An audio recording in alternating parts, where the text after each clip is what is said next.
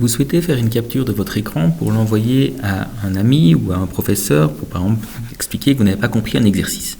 Donc ici, je vais me rendre, par exemple, sur un exercice du cours de maths et je vais dire au professeur, je n'arrive pas à faire l'exercice M. Donc je vais le prendre en photo, donc faire une capture d'écran pour l'envoyer à mon professeur. Pour ça, il y a deux méthodes. La première chose, c'est vous cliquez sur l'heure en dessous à droite, ici, et vous avez le menu donc capture d'écran.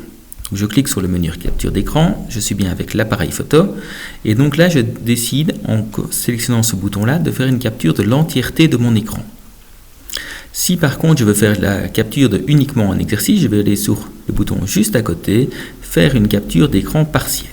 Donc une capture d'écran partielle, il y a une zone qui apparaît et je vais simplement aller sélectionner, soit avec la souris, soit avec mon doigt, l'exercice qui m'intéresse. Donc je peux ici sélectionner l'exercice, je peux décaler la zone, l'agrandir.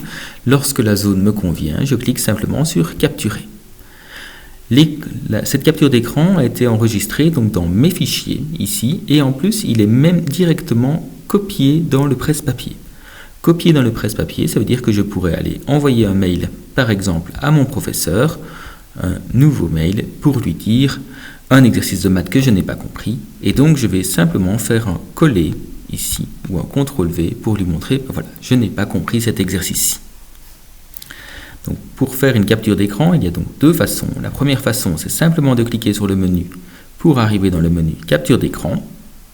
L'autre façon, c'est d'utiliser le raccourci clavier. Donc vous appuyez sur la touche CTRL, donc tout en dessous à gauche, la majuscule, donc le Shift qui est au-dessus, CTRL, Shift, et puis le navigateur d'écran. Le navigateur d'écran, donc c'est le multi-écran, c'est le rectangle barre, là, tout au-dessus, donc le 5e, 6e touche, et donc vous ouvrez directement le menu rapide.